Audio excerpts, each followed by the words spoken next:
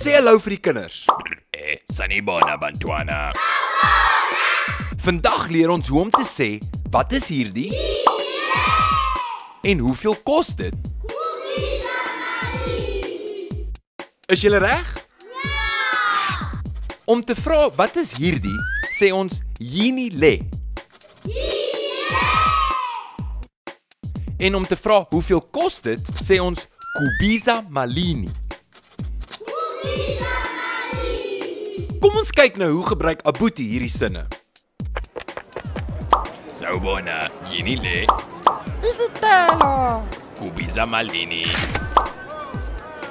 OK, stop vir 'n sekond. Laat ek vinnig verduidelik.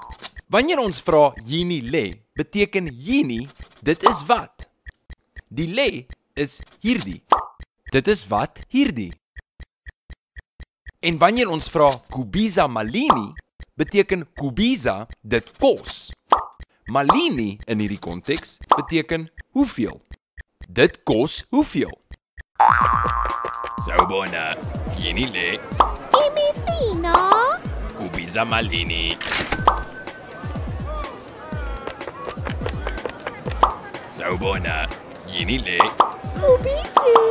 Kubiza malini. Sawubona, yini le? Isinkwa. Kubiza malini. En nou weet jy hoe om te vra wat is hierdie en hoeveel kos dit in isiZulu. Salani kahle. Totsiens Abuti.